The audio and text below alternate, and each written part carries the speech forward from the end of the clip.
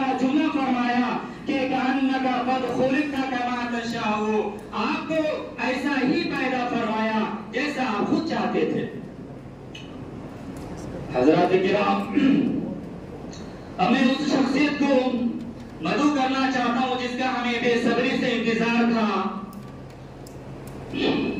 جو تحفظ ختم نبوت کے لیے ہمادن گوشہ رہتے ہیں، جو عشق رسول میں سرشار، علم میں مشغول، خدمت خلق خدا میں مصروف رہتے ہیں۔ حضرات، میں اپنی قاصر زبان سے صاحب کمال شخصیت کا تعارف کرانے سے عاجز ہوں۔ اللہ رب العزت نے انہیں گوناگون صلاحیتوں سے نوازا ہے، جن سے میری مراد فقیہ ملت، مفتی اعظم، صدر کل ہند تنظیم مفتیان کرام، وہ استاد حدیث دارالعلوم وقف دیوبند حضرت مولانا مفتی احسان صاحب دامت برکاتہم العالیہ۔ میں آپ کو اس شعر کے ساتھ دعوت اسٹیج دیتا ہوں۔ یہ فیصلہ ہے اپنا، یہ فیصلہ ہے اپنا، یہی بات ہے آخر، یہی فیصلہ ہے اپنا، یہی بات ہے آخر، ہے ختم نبوت کے لیے جان بھی حاضر۔ حضرت والا اسٹیج پر۔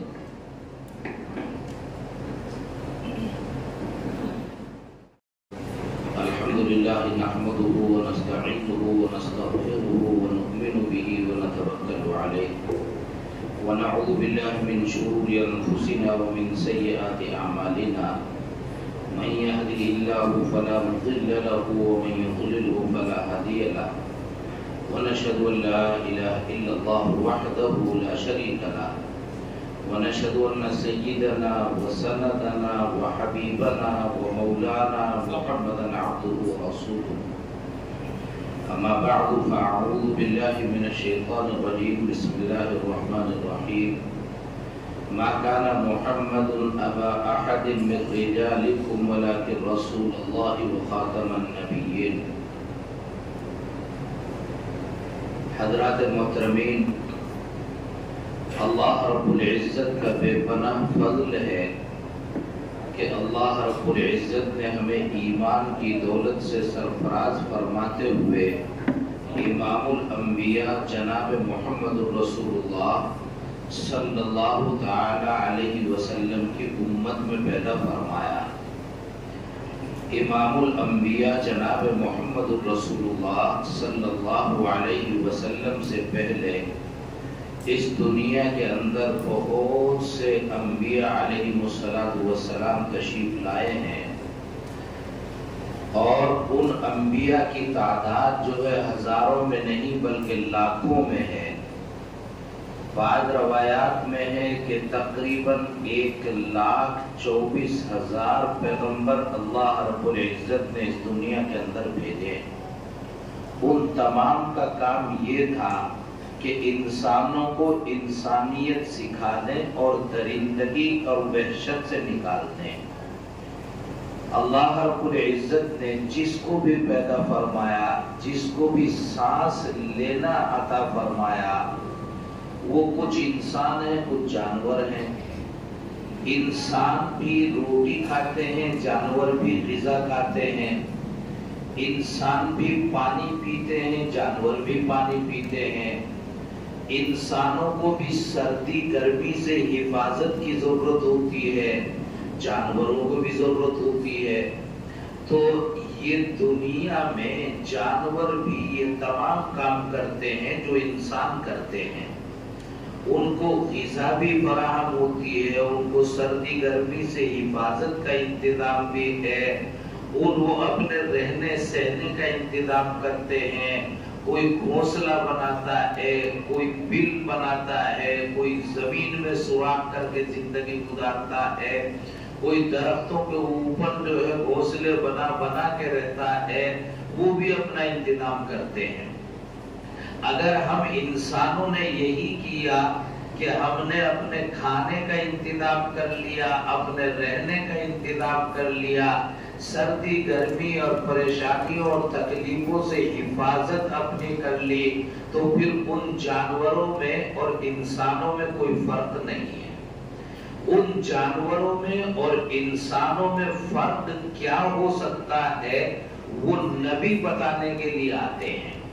کہ آپ کو اللہ نے انسان بنایا، ساری کائنات کو آپ کے ماتحت کر دیا، آپ کو کنٹرولر بنا دیا، آپ کے اندر خوبی کیا ہے؟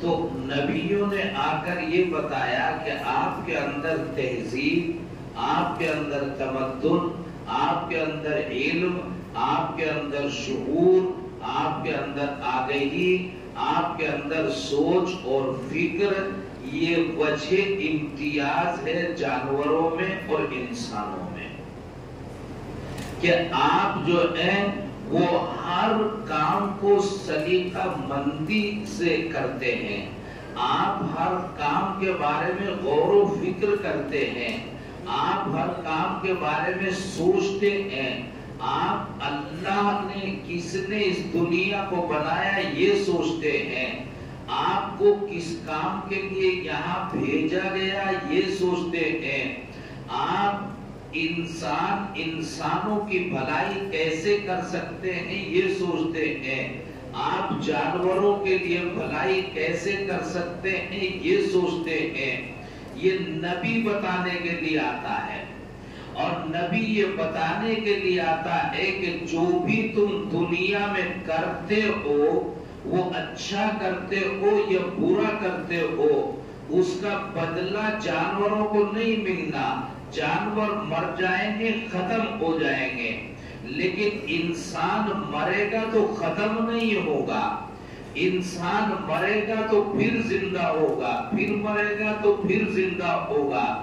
انسان کو اپنے ایک ایک عمل کا جو بھی کچھ اس نے کیا اس کا حساب دینا پڑے گا۔ اگر منہ سے خیر کی اچھی بات کہی اس کا بدلہ اچھا ملے گا، اگر منہ سے بری بات کہیے تو اس کا بدلہ برا ملے گا، اگر کسی کو ہاتھ سے تکلیف پہنچائی تو اس کا بدلہ تکلیف سے ملے گا، اور اگر اسی ہاتھ سے کسی کو راحت اور سکون پہنچایا اس کا بدلہ راحت اور سکون سے ملے گا۔ لہذا جانوروں کو فکر کرنے کی ضرورت نہیں، مر جائیں گے، مٹی ہو جائیں گے، ختم ہو جائیں گے۔ انسان کو فکر کرنے کی ضرورت ہے۔ ما يلفظ من قول الا لديه رقیب عتید۔ اگر ایک جملہ اچھا بولا تو اس کا اچھا بدلہ، ایک جملہ گھٹیا بولا تو اس کی سزا، ہر چیز کے بارے میں جواب دینا ہے۔ جب مینیجر کو یہ معلوم ہو کہ مالک شام کو حساب بھی لے گا تو وہ اپنے پورے حساب کو پورے دن صحیح لے کر چلے گا، اور جب مینیجر کو یہ معلوم ہو کہ اوپر حساب لینے والا کوئی نہیں تو پھر وہ کبھی حساب کو صحیح لے کر نہیں چلے گا۔ تو ہم جو ہے ہمیں معلوم ہے کہ ہمیں ہر چیز کا حساب دینا ہے، اس لیے خیر کو اس دنیا کے اندر، بھلائی کو اس دنیا کے اندر، اچھائی کو اس دنیا کے اندر عام کرنا ہے، اپنے لیے بھی اختیار کرنا ہے، دوسروں کے لیے بھی اختیار کرنا ہے۔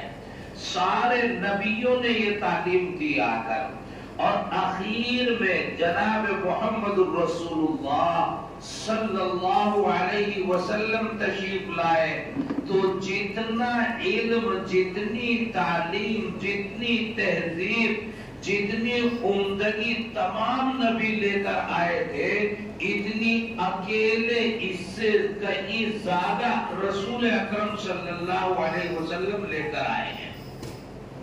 تنہا رسول اکرم علیہ السلام کو لے کر اللہ نے بھیجا۔ کیوں؟ اس لیے کہ آپ کے بعد کوئی نبی آنے والا نہیں، آپ آخری نبی ہیں، آپ کے بعد کوئی نبی نہیں آئے گا، نہ ذلی آئے گا، نہ بروزی آئے گا، نہ مجازی آئے گا، نہ حقیقی آئے گا، کسی طرح کا کوئی نبی نہیں آئے گا۔ ہاں آئیں گے 20-30 نبی آئیں گے، وہ کون آئیں گے؟ جھوٹے نبی آئیں گے۔ رسول اکرم صلی اللہ علیہ وسلم نے ارشاد فرمایا سیکون بعدی 30 کذابون، نبی آئیں گے لیکن جھوٹے نبی آئیں گے، سچا نبی کوئی آنے والا نہیں۔ تو رسول اکرم علیہ السلام پر اللہ کو وہ ساری بھلائیاں بھیج دینی ہے، جو بھلائیاں خیر اچھائیاں اس دنیا کے اندر اللہ بھیجنا چاہتے ہیں۔ اس لیے صبح قیامت تک جتنی اچھائیاں آنی تھی تمام اچھائیاں رسول اکرم علیہ السلام کو اللہ نے عطا فرما دی، تمام خوبیاں تمام کمالات رسول اکرم علیہ السلام کو اللہ نے عطا فرما دیے، اور اتنے کمالات رسول اکرم علیہ السلام کو عطا فرمائے کہ آپ تصور بھی نہیں کر سکتے، تصور بھی۔ رسول اکرم علیہ السلام کے بارے میں بعض لوگوں کو یہ سجھا دیا جاتا ہے کہ وہ تلوار اٹھائے پھرتے تھے، وہ لوگوں کو مارتے تھے، وہ لوگوں کو دھرم بدلنے پر مجبور کرتے تھے، وہ اسلام کو منوانا لوگوں کی مجبوری بنا دیتے تھے، لوگوں کے ساتھ جو ہے تعدی اور ظلم کرتے تھے، لوگوں کے اوپر تلواریں چلا، ایسا کچھ نہیں ہے۔ رسول اکرم علیہ السلام جیسا نرم دل آدمی اس دنیا کے اندر نہیں آیا، نہ کبھی آیا ہے نہ کبھی آنے والا ہے۔ ابو داؤد شریف میں ایک روایت ہے، میں آپ کو بتاؤں، رسول اکرم علیہ السلام جو ہے سفر کر کے کہیں تشریف لے جا رہے تھے، اور رسول اکرم علیہ السلام کے ساتھ اپنے ساتھی تھے، صحابہ تھے، تو ایک قافلہ بن کر جو ہے وہ سارے لوگ سفر کرتے ہوئے جا رہے تھے، رہے ہوں گے 100-150 آدمی، وہ سارے اونٹوں پر سفر کرتے تھے، تو اونٹ ہے اور ان کے اونٹ پر سوار ہے تو اچھا بڑا قافلہ بن جاتا ہے۔ جیسے آج کل گاڑیوں پر سفر ہے تو گاڑیاں کھڑی کر دی، اور وہ 2 ویلر ہی ہوتا ہے اونٹ، تو 2 ہی آدمی بیٹھتے ہیں اس پہ، تو اگر 100 آدمی ہے تو کم سے کم 50 اونٹ چاہیے گے، 50 گاڑیاں۔ اب تو 7 سیٹر میں تو بہت کم گاڑیوں میں کام چل جائے گا، لیکن وہاں ہر 2 کے لیے 1 اونٹ کی ضرورت ہے، 2 ویلر ہے۔ تو رسول اکرم علیہ السلام کے ساتھ جب قافلہ چلتا تو لوگوں کی تعداد سے زیادہ تعداد بڑھ جاتی سواریوں کی وجہ سے، اور ذمہ داریاں بڑھ جاتی سواریوں کی وجہ سے۔ خیر، جب اتنی سواریاں ہیں انہیں بھی کھانے پینے کی ضرورت ہے، اونٹوں کا بھی خیال رکھنا ہے، تو رسول اکرم علیہ السلام کا یا اس زمانے کے لوگوں کا طریقہ تھا تھوڑے تھوڑے دور کے اوپر 10 20 50 کلومیٹر چلتے اور پھر پڑاؤ ڈالتے تھے، ایک آدھ دن رکتے تھے پھر آگے سفر کرتے تھے، تاکہ اونٹ جو ہے ان کو غذائیں کھلا دی جائے اور وہ چارہ پانی سے سیراب ہو جائے اور انسان بھی اپنی ضرورتیں پوری کر لے، پھر آگے بڑھتے تھے۔ تو رسول اکرم علیہ السلام کے قافلے نے ایک جگہ پڑاؤ ڈالا، جب ایک جگہ پر رسول اکرم علیہ السلام رکے تو ساری ضرورتیں پوری کی جائیں گی۔ رسول اکرم علیہ السلام کو واش روم کی ضرورت پیش آئی، تو آپ علیہ السلام استنجے کے لیے، واش روم کے لیے، ٹوائلٹ کے لیے جب جاتے تھے تو کوئی اس طرح کے ٹوائلٹس تو بنے ہوئے ہوتے نہیں تھے، تو دور جنگلوں میں ضرورت پوری کرنے جاتے تھے۔ تو رسول اکرم علیہ السلام اپنی ضرورت پوری کرنے کے لیے واش روم کے لیے دور تشریف لے گئے۔ جب دور سے آئے تو 15-20 منٹ لگ گئی ہوں گی آتے ہوئے۔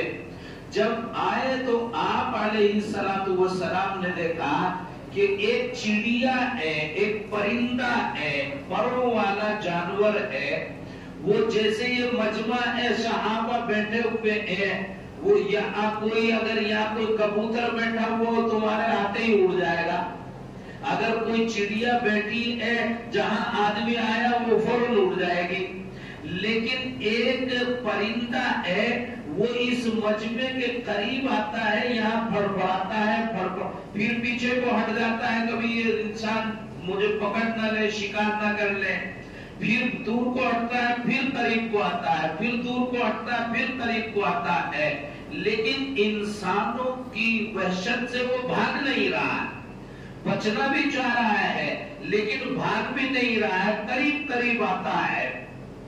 تو جب وہ قریب قریب آتا ہوا دیکھا رسول اکرم علیہ السلام نے، تو جناب محمد الرسول اللہ صلی اللہ علیہ وسلم نبی اور آخری نبی تو تھے ہی، انسانی فراست اور سمجھ آپ کی بہت تیز کام کرتی تھی، آپ ذکی النفس تھے، آپ کو اللہ رب العزت نے سمجھ بہت اچھی عطا فرمائی تھی، آپ انسانوں کے اور جانوروں کے ذہنیت کو بہت سمجھتے تھے۔ تو رسول اکرم علیہ السلام سمجھ گئے کہ یہ پرندہ جو بار بار ان کے قریب آ رہا ہے یہ کیوں آ رہا ہے، کیوں ایسا ہو سکتا ہے؟ تو حضور صلی اللہ علیہ وسلم نے پوری بات سمجھ کر ارشاد فرمایا کہ من فجا ہذی بفرخیھا، یہ بتاؤ مجھے ایسا لگتا ہے کہ اس پرندے کے گھونسلے سے تم اس کے بچے اٹھا لائے ہو۔ ایک پرندہ جو انسانوں کے قریب آ رہا ہے، ڈر رہا ہے، آتا جاتا ہے، وہ وہی پرندہ کر سکتا ہے جس کے کوئی بچے اٹھا کے لایا ہو، ورنہ تمہیں دیکھتا تو بھاگ جاتا، پرندہ کیوں تمہارے پاس آتا؟ لیکن بچے جب پرندے کے جب تک ان کے پر نہیں لگتے وہ اڑنا نہیں سیکھتے، اللہ نے پیدا کرنے والے نے ایک سسٹم بنا رکھا ہے، تمہارے ہمارے بچے ہیں، جب تک وہ چھوٹے چھوٹے رہتے ہیں تو ہمارا پیار ان سے ایسا رہتا ہے، ایسی محبت رہتی ہے کہ ہم ان کو ذرا سا اپنی نگاہوں سے اوجھل نہیں دیکھ پاتے۔ جب بڑے ہو جاتے ہیں تو پھر ہم بھی تھوڑا بے فکر ہو جاتے ہیں، کماتا کھاتا ہے، دکان پہ جاتا ہے، فیکٹری پہ جاتا ہے، اور بعضوں کو تو اپنے بچوں سے ایسی ہمدردی ہوتی ہے کہ بڑا ہو گیا، کہیں چلا گیا، لیکن ہر ٹائم فکر لگی رہتی ہے کہیں الٹے سیدھے قدم تو نہ اٹھا دے، کہیں اسے تکلیف تو نہ پہنچ جائے۔ تو پرندوں کے، درندوں کے، جانوروں کو بھی اللہ نے یہ دل عطا فرمایا، یہ دل کہ وہ اپنے بچوں کو تکلیف میں نہیں دیکھ سکتے جب تک وہ بچے بچے ہیں، جب بڑے ہو جاتے ہیں وہ کوئی ہو جاتے ہیں، وہ کوئی اور ہو جاتے ہیں۔ تو رسول اکرم علیہ السلام سمجھ گئے کہ اس کے گھونسلے سے کوئی بچے اٹھا کر لایا ہے۔ وہ بچے، اب صحابہ چونک گئے، حضور نے پوچھا تم میں سے کس نے اس کے گھونسلے سے بچے اٹھائے ہیں؟ صحابہ چونک گئے، تو ایک نے بتایا کہ یہ جو ہے یہ تو مولانا محمود صاحب اٹھا کے لائے ہیں۔ اب مولانا محمود صاحب کو پکڑ لیا، حضور صلی اللہ علیہ وسلم نے پوچھا کہ تم اس کے بچے اٹھا کر لائے ہو؟ حضرت جانور کے بچے ہیں، اچھے لگتے ہیں، میں پالوں گا، میں اٹھا کے لے آیا۔ تو رسول اکرم صلی اللہ علیہ وسلم نے ارشاد فرمایا، روایت ہے، ردو الیہا فرخیھا، کہ اس کے دونوں بچے پھر واپس وہی گھونسلے میں رکھ کے آؤ۔ اس لیے کہ ایک جانور کو اپنے بچوں کی وجہ سے تکلیف پہنچ رہی ہے، اور تم مسلمان ہو، مسلمان کسی جانور کو بھی تکلیف دے، رسول اکرم علیہ السلام اس کی اجازت نہیں دیتے۔ تو رسول اکرم علیہ السلام نے اس جانور کے بچے گھونسلے میں واپس رکھوائے۔ رسول اکرم علیہ السلام جانوروں کے لیے اتنا نرم دل اپنے سینے میں رکھتے تھے، تو انسانوں کے لیے کتنا نرم دل رسول اکرم علیہ السلام اپنے سینوں کے اندر رکھتے ہوں گے۔ اس لیے ارشاد فرمایا وما ارسلناک الا رحمتا للعالمین، آپ جو ہے انسانوں کے لیے ہمدرد نہیں ہے، آپ تو سارے جہان کے ہر چیز کے لیے ہمدرد ہیں۔ رسول اکرم علیہ السلام ایسے ایسے قوانین بیان کرتے اور ایسے ایسے طریقے بتاتے، خود اختیار کرتے۔ رسول اکرم علیہ السلام کے پاس حضرت جبرائیل علیہ السلام کو اللہ نے بھیجا۔ آپ طائف میں گئے، طائف ایک جگہ کا نام ہے سعودی عرب میں، مکہ مکرمہ سے جہاں رسول اکرم علیہ السلام شروع میں رہتے تھے، جو آپ کا اصل وطن تھا، اس سے قریب طائف ایک جگہ ہے۔ تو وہاں طائف گئے اور طائف میں جا کر انسانوں کو بتایا کہ تمہارا اللہ ایک ہے، مجھے تمہارے لیے رسول اور پیغمبر بنا کر بھیجا گیا ہے۔ انہیں دین کی اور مذہب کی دعوت دی۔ دعوت دینا رسول اکرم علیہ السلام کا کام ہے، اور آج بھی ساری دنیا کے مسلمانوں کی ڈیوٹی ہے کہ اگر تمہارے پاس اسلام مذہب غلط ہے، تم سمجھتے ہو تو غلط ہے، تو اسے چھوڑ دو۔ مسلمان کوئی اللہ کو ضرورت نہیں، اس اللہ کی اللہ ہونے میں کوئی بڑھوتری نہیں ہوگی تیرے میرے سجدہ کر لینے سے۔ وہ اللہ تو پہلے بھی اللہ تھا، میں مانوں تو بھی اللہ، نہ مانوں عیاذ باللہ تو بھی وہ اللہ ہے۔ لیکن اللہ رب العزت کو اگر تم مانتے ہو، مسلمان ہو، سمجھتے ہو یقین کے ساتھ کہ یہ غلط ہے تو چھوڑ دو، اور اگر مانتے ہو کہ یقین ہے کہ یہی صحیح راستہ ہے تو پھر صحیح راستہ ساری دنیا کو بتاؤ۔ ساری دنیا کو بتاؤ کہ حیدرآباد ادھر کو جاتے ہیں، ادھر کو نہیں جاتے۔ اب وہ الٹا چلا جائے گا بیچارہ، تکلیف میں مبتلا ہوگا، تو اسے بتاؤ کہ حیدرآباد کا راستہ کدھر ہے، چاہے وہ پوچھ بھی نہ رہا ہو تم سے، جب بھی اس کو بتاؤ۔ جب بھی ہم بتاتے ہیں، ہم روڈ پہ پلیٹ لگا دیتے ہیں، بورڈ لگا دیتے ہیں کہ حیدرآباد ادھر سے جانا ہے اور اتنے کلومیٹر چل کے جانا ہے، یہ بمبئی ادھر سے جانا ہے، وجے واڑہ ادھر سے جانا ہے۔ ہم سے پوچھ نہیں رہا کوئی، ہم نے پھر بھی بورڈ لگایا، ہم بتائیں گے۔ کیوں بورڈ لگایا ہم نے؟ بغیر پوچھے کسی نے کہا تھا ہمیں بورڈ لگا ہوا کر؟ نہیں، ہم نے کہا ہم بتائیں گے، ہمیں پتا ہے راستہ صحیح کیا ہے، تم غلط راستے پر نہ چل جاؤ۔ تو اگر یقین ہے کہ یہ راستہ صحیح ہے تو پھر ساری دنیا کو راستہ بتاؤ۔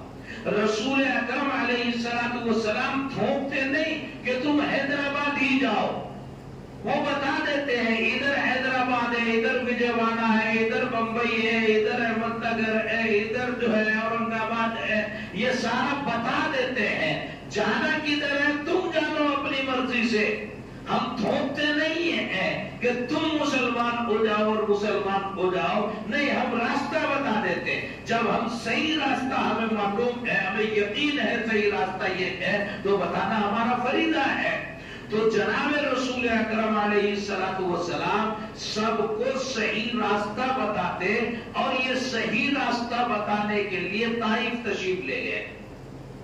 طائف میں جب یہ راستہ بتایا تو لوگوں نے رسول اکرم صلی اللہ علیہ وسلم کے ساتھ وہ گھناؤنا سلوک کیا کہ اس کو بیان کرنا مشکل ہے۔ رسول اکرم علیہ السلام کا ان لوگوں نے مذاق بنایا، رسول اکرم علیہ السلام کی عزت کی خلاف ورزی کی، رسول اکرم علیہ السلام کی شان مبارک کی توہین کرنے کے در پہ آ گئے۔ انہوں نے بڑی تکلیف رسول اکرم علیہ السلام کو دی، حتیٰ کہ جسمانی چوٹیں پہنچائی رسول اکرم علیہ السلام کو۔ آپ علیہ السلام کے جسم سے خون نکلنے لگا، رسول اکرم علیہ السلام واپس تشریف لائے، کہیں پہاڑوں کے درمیان آرام کرنے کے لیے بیٹھے، تھوڑی دیر کے لیے راحت لینے کے لیے، سکون لینے کے لیے، تو اللہ نے فرشتوں کو بھیجا انہی پہاڑوں کے بیچ میں کہ اے محمد، آپ تو ہمارا راستہ بتانے کے لیے گئے تھے، آپ تو کسی کو تکلیف دینے کے لیے گئے نہیں تھے، تو آپ کو تکلیف ان لوگوں نے بلا وجہ پہنچائی۔ آپ چاہیں تو یہ دو پہاڑیوں کے درمیان رہنے والے لوگ ہیں، پورا طائف پہاڑوں کے درمیان آباد ہے، آپ کہیں تو دونوں پہاڑوں کو ملا دیا جائے اور ان تمام کو پہاڑوں کے درمیان پیس دیا جائے، یہ یہی ختم ہو جائیں گے۔ رسول اکرم علیہ السلام نے ارشاد فرمایا اللہم اہد قومی فإنہم لا یعلمون، اللہ میں اپنے دشمنوں کو معاف کر دیا، میں دشمنوں سے بدلہ لینے والا نہیں ہوں، بدلے کی بھاونائیں میرے اندر ہو تو نبی کس کام کا؟ نبی ہونا، رحمت ہونا، ہمدردی ہونا آج یہ لوگ نہیں جانتے، کل جان جائیں گے، پرسوں جان جائیں گے۔ آج ان کو پتا نہیں ہے کہ میری حیثیت کیا ہے، میں ان کے لیے کیا ہوں، ان کو پتا نہیں ہے۔ ان کو آج پتا نہیں تو کل ان کو پتا چل جائے گا کہ میں ان کے لیے کیا لے کر آیا ہوں، اچھائی لے کر آیا ہوں یا برائی لے کر آیا ہوں۔ میں اور آپ ہوتے ابھی بدلہ لیتے اور مزہ آتا بدلہ لیتے ہوئے، لیکن رسول اکرم علیہ السلام نے فرمایا انہوں نے مجھے پتھر مارے، انہوں نے مجھے گالیاں دی، انہوں نے مجھے تکلیف دی، انہوں نے اپنے شہر سے مجھے بھگایا، مجھے باہر نکالا، یہ کیوں کیا انہوں نے؟ یہ جانتے نہیں میں ان کے پاس مٹھائیاں لے کر آیا تھا، یہ سمجھے کہ کریلے کا جوس لے کر آئے ہیں، کڑوا کڑوا پلائیں گے۔ نہیں، یہ ان کو مارو نہیں، ان سے بدلہ لو نہیں، بلکہ ان کو سمجھانے کی بھی کوشش کروں گا کہ میں تمہارے لیے مٹھائیاں لے کر آیا ہوں، کریلے کا جوس لے کر نہیں آیا ہوں، میں ایلوا لے کر نہیں آیا ہوں، میں کوئی کڑواہٹ نہیں لے کر نہیں آیا، میں مٹھاس لے کر تمہارے پاس آیا۔ آج نہیں کل سمجھ جائیں گے، اور جب سمجھ جائیں گے تو پھر سیدھے راستے پر چل پڑیں گے، اس لیے مجھے بدلہ نہیں لینا ہے۔ رسول اکرم علیہ السلام نے سارے ظالموں کو معاف فرما دیا۔ یہ حیثیت رسول اکرم علیہ السلام کی ہے۔ فرشتے رسول اکرم علیہ السلام کے پاس آئے اور آ کر کہا کہ اے اللہ کے حبیب، اللہ نے یہ پیغام بھیجا ہے، آپ چاہیں تو احد پہاڑ بڑا پہاڑ ہے تو اس پہاڑ کو آپ کے لیے سونے کا بنا دیا جائے، گولڈ بنا دیا جائے، پورے پہاڑ کو گولڈ بنا دیا جائے، اور آپ خوب مزے اور عیش و عشرت سے زندگی گزاریں، مال دولت خوب آپ کے پاس ہو۔ رسول اکرم علیہ السلام نے کیا کیا کہ عصر کی نماز شام کے 5 بجے کا ٹائم سے گھر میں کچھ آیا اور وہ کسی تاخچے میں، جیسے یہ الماریاں ہے، اس میں ڈال دیا۔ رات کو جب سو گئے تو کروٹیں بدلتے ہیں۔ رسول اکرم علیہ السلام آج جو ہے حضرت عائشہ رضی اللہ تعالیٰ عنہ جو آپ کی بیوی ہے ان کے گھر میں تھے، تو حضرت عائشہ کہتی ہیں کہ حضور کو نیند ہی نہیں آ رہی، یوں لیٹے تھوڑی دیر پھر اٹھ گئے، پھر یوں لیٹے تھوڑی دیر پھر اٹھ گئے، تو نیند نہیں آ رہی، اسی بستر پہ روز سوتے، آج پتہ نہیں اس بستر پہ نیند کیوں نہیں آ رہی۔ پھر تھوڑی دیر کے بعد اٹھے اور اس میں سے الماری میں سے کچھ جو ہے اٹھایا اور باہر چلے گئے۔ تھوڑی دیر کے بعد باہر آئے اور آ کے سو گئے، پھر نیند آ گئی۔ تو میں نے حضور سے پوچھا کہ یہ کیا مسئلہ تھا، تم جو ہے لوکر میں گئے اور جا کر کچھ اٹھایا اور باہر گئے اور آئے، پھر آرام سے نیند آ گئی، پہلے آپ کو نیند نہیں آ رہی تھی، یہ کیا گولی کھا کر آئے باہر جا کے نیند کی؟ تو حضور نے فرمایا کہ نہیں، مسئلہ یہ تھا میرے پاس کچھ پیسے تھے، دینار درہم پیسے تھے، کرنسی کچھ رکھی ہوئی تھی، نبی اور بہت سے لوگ بھوک کی وجہ سے بھوکے سو جاتے، انہیں نیند بھی نہیں آتی، تو مجھے رات کو یہ خیال آیا کہ میرے گھر میں پیسے رکھے ہوئے ہیں، ہو سکتا ہے کوئی بھوکا سو رہا ہو باہر اور کوئی بھوکا پھر رہا ہو، نیند ہی نہ آ رہی ہو، تو کیسے سو جائے، تیرے گھر میں پیسے ہو اور کوئی بھوکا باہر پھر ہو یہ تیری شان نہیں ہے. تو حضور اکرم علیہ السلام فرماتے میں نے وہ پیسے لیے اور گلیوں میں گیا, مجھے کچھ فقیر رات میں بھی مل گئے, میں وہ پیسے دے کر آیا تو مجھے سکون مل گیا میرے دل کو, مجھے راحت کی نیند آ گئی. یہ رسول اکرم علیہ السلام ہے. تو رسول اکرم علیہ السلام یہ سکھاتے ہیں کسے, انسانوں کو. یہ ہے فرق انسانوں اور جانوروں کے درمیان, یہ انسانیت کی. حضرت عمر رضی اللہ تعالیٰ, ایک چھوٹی سی بات اور بتاتا ہوں آپ کو. حضرت عمر رضی اللہ تعالیٰ رسول اکرم علیہ السلام کے دوسرے نمبر کے خلیفہ ہیں. پہلے نمبر کے خلیفہ حضرت ابو بکر ہیں, دوسرے نمبر کے خلیفہ حضرت عمر رضی اللہ تعالیٰ ہیں. حضرت عمر رضی اللہ تعالیٰ وہ تو تربیت, انہوں نے پریکٹس کی ہے, زندگی گزارنے کا طریقہ سیکھا ہے رسول اکرم علیہ السلام کے ساتھ رہ کر. تو ان کا طریقہ کتنا اچھا ہوگا. وہ جب خلیفہ بنے, بادشاہ بنے, تو وہ رات کو اپنا بھیس بدل کر خود بھی گھومتے تھے. حالانکہ ذمہ دار ہیں, نگر پالیکا میں ہر جگہ ذمہ دار لوگ موجود ہیں. یہاں بھی وارڈ ممبر ہے, وہاں بھی پولیس ہے, وہاں بھی تھانہ ہے, وہاں بھی چوکی ہے, سب انتظامات کر رکھے ہیں. سب کے ہوتے ہوئے بھی پھر خود بھی چپکے سے کبھی ادھر کبھی ادھر نکل جاتے تھے. دیکھیں کام صحیح ہو رہا ہے یا نہیں ہو رہا ہے, تو خود نکلتے تھے. رسول اکرم حضرت عمر رضی اللہ عنہ ایک روز خود نکلے تو یوں گلی میں چلتے جا رہے تھے. ایک عورت کے گھر سے بچے کے رونے کی آواز آ رہی ہے, زور زور سے چلا رہا. چھوٹا بچہ, گود میں بچہ ہے, 1 سال کا, 1.5 سال کا, ابھی 2 سال کا نہیں ہوا بچہ. وہ بچہ رو رہا ہے, زور زور سے رو رہا ہے. حضرت عمر جو ہے سٹ پٹائے, 2 منٹ بچہ روئے گا, رات کو سوتے اٹھ گیا, 4 منٹ روئے گا, پھر ماں دودھ پلائے گی, پھر چپ ہو جائے گا, سو جائے گا. یہ بچہ دیر تک چلاتا رہا. حضرت عمر رضی اللہ تعالی عنہ نے کنڈی کھٹکھٹائی اور پوچھا کہ بچہ کیوں رو رہا ہے. تو عورت نے سمجھا کوئی گلی میں ایسے یا برابر کا پڑوسی ہوگا, اسے میرے بچے کے رونے کی وجہ سے نیند نہیں آ رہی ہوگی, تو ڈانٹنے ڈپٹنے آ گیا ہے.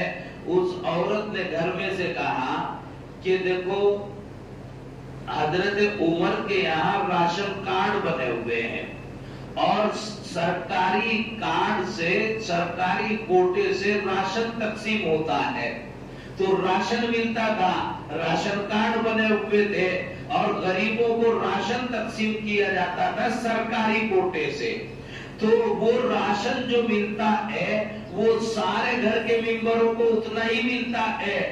جب عورت کے یہاں بچہ پیدا ہو جاتا ہے تو بچہ دودھ پیتا ہے, عورت کی بھوک بڑھ جاتی ہے. اگر وہ پہلے سے 100 گرام چاول کھاتی تھی تو اب اسے 150 گرام چاول کی ضرورت ہوتی ہے.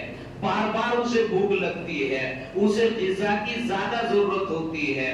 وہ عورت کہنے لگی کہ مجھے غذا کی زیادہ ضرورت ہے, بچہ دودھ پیتا ہے اور عمر کے یہاں سے راشن اتنا ہی ملتا ہے, تو اتنا کھانے کے بعد دودھ اترتا نہیں, تو سارے دن اس بچے نے دودھ پی لیا, اب سینے میں دودھ اتر نہیں رہا, بچہ بھوکا رو رہا ہے. اور عمر نے قانون یہ بنا رکھا ہے کہ 2 سال تک تو بچہ ماں کا دودھ پیتا ہے, تو 2 سال کے بعد راشن کارڈ پہ نام چڑھے گا اور بچے کو جب وہ 2 سال کا ہو جائے گا اس کا راشن ملنا شروع ہوگا. 2 سال سے پہلے بچے کا راشن نہیں ملے گا, بچے کی ماں کا ملے گا. بس حضرت عمر چلے گئے. صبح کو جو راشن جو تقسیم کرنے والے ان کو بلایا اور پھر معافی مانگی لوگوں سے, اعلان عام کیا, ٹی وی چینل پر اس کو نشر کرایا.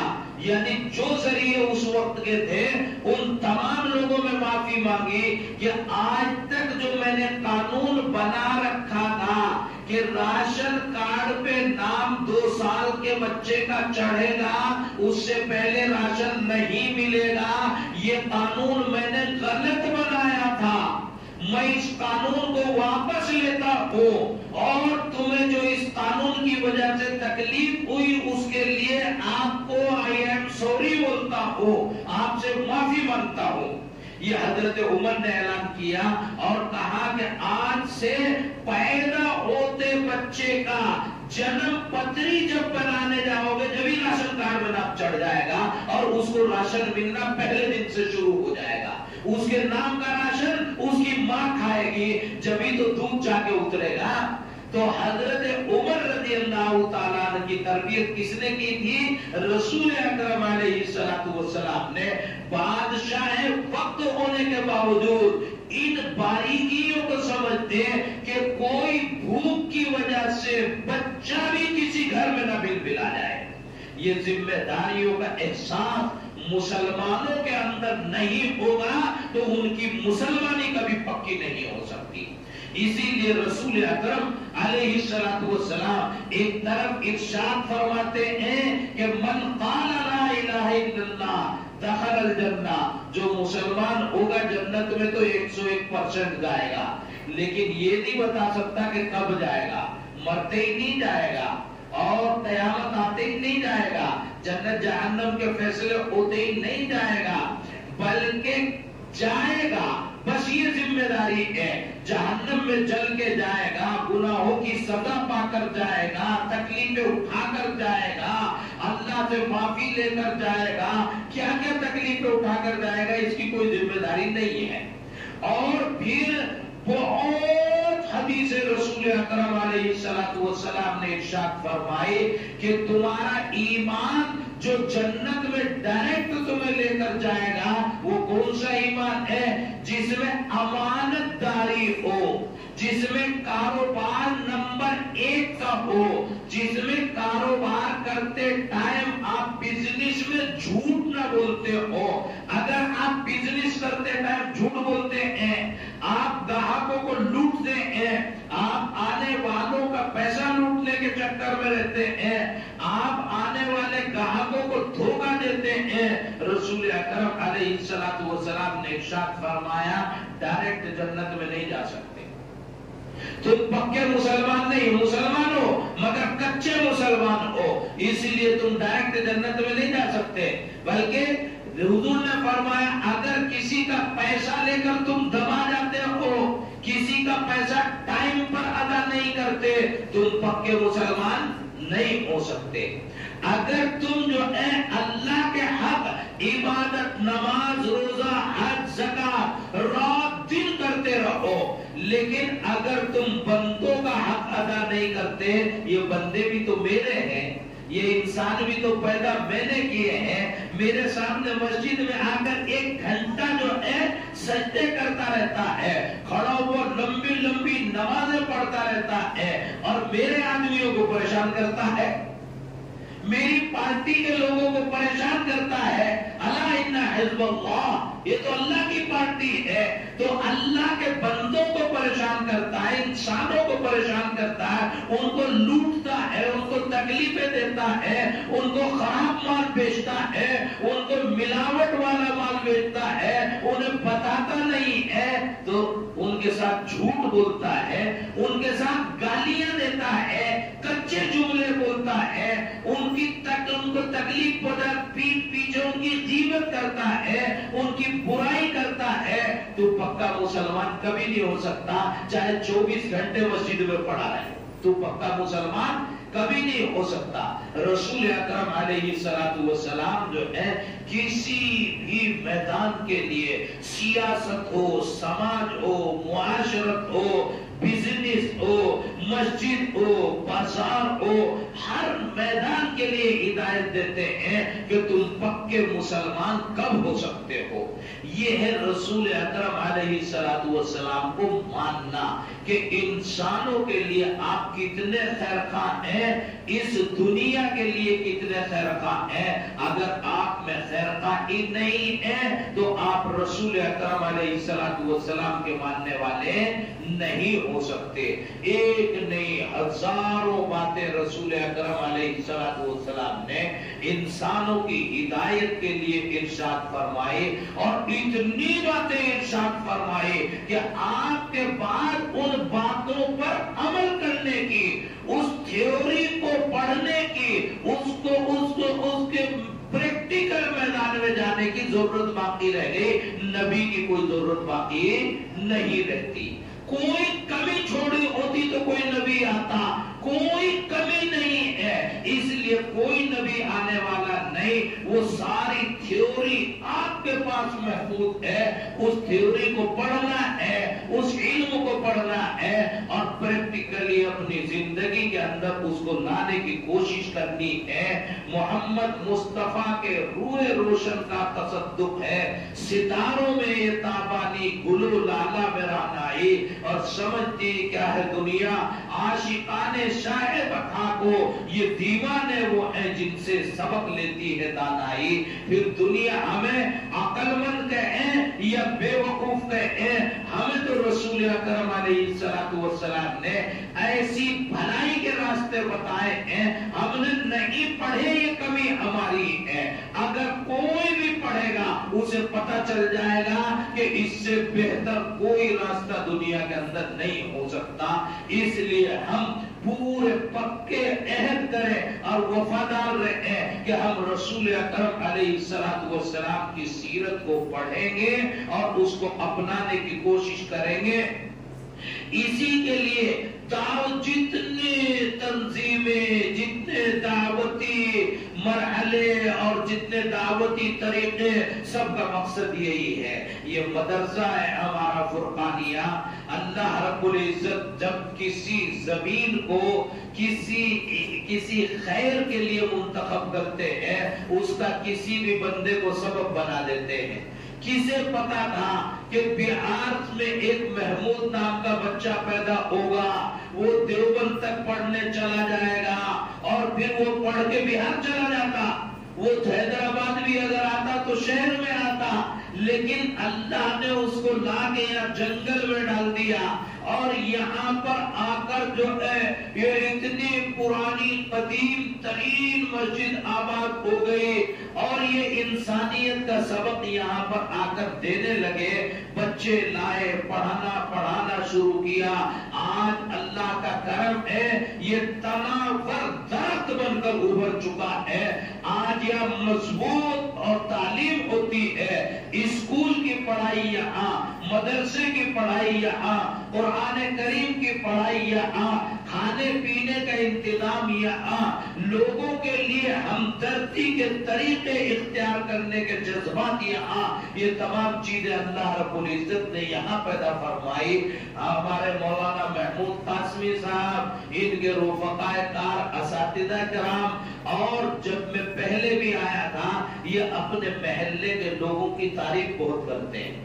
یہ کہتے ہیں کہ ہمارے قریب میں جتنے گھرانے آباد ہیں، وہ کسی بھی دھرم کے لوگ ہیں، وہ سارے مدرسے کے ساتھ ہمدردی رکھتے ہیں اور بہت اچھا تعلق رکھتے ہیں۔ یہ بہت خوشی کی بات ہے کہ مل جل کر انسانوں کی ضرورتوں کو پہچانتے ہیں، انسانوں کے ساتھ ہمدردی کرنا جانتے ہیں، یہ سب کی تعریف کرتے ہیں ماشاءاللہ۔ اللہ کرے کہ پورا محلہ آباد رہے، اور جو نرم گوشہ رکھتے ہیں اللہ ان کو جزائے خیر دے، پروان چڑھائے، عزت و ترقی دے، اور یہ مدرسہ ہمیشہ ترقی کرتا رہے۔ اس کی ضرورتیں کیا ہوتی ہیں؟ ایک کمرہ بن جائے، 2 کمرہ بن جائے، 4 کمرے بن جائے، اسکول کے بچوں کو، مدرسے کے بچوں کو پڑھنے میں سہولت ہو جائے۔ اتنے لوگ یہاں پر بیٹھے ہوئے ہیں، عوام بھی ہیں، علماء بھی ہیں، یہ کس مسجد کے خطیب ہوں گے، کس جگہ کے مدرسین اور معلمین ہوں گے، کس جگہ لگا کہ دائی حضرات ہوں گے، اگر ذرا سی کمک پہنچا دی شہروں سے آپ نے، انشاءاللہ آپ کے لیے بھی آنے جانے کے ٹائم ذرا سہولتیں ہو جائیں گی، اور انشاءاللہ مولانا محمود صاحب کا مدرسہ بھی اور آسانی سے ترقی کرتا ہوا چلا جائے گا۔ اللہ کرے کہ ایسا ہی ہو، ایک دوسرے کے لیے خیر اور ترقی کے جذبات ہم لے کر رکھیں، اللہ عمل کی توفیق عطا فرمائے۔ وما علینا الا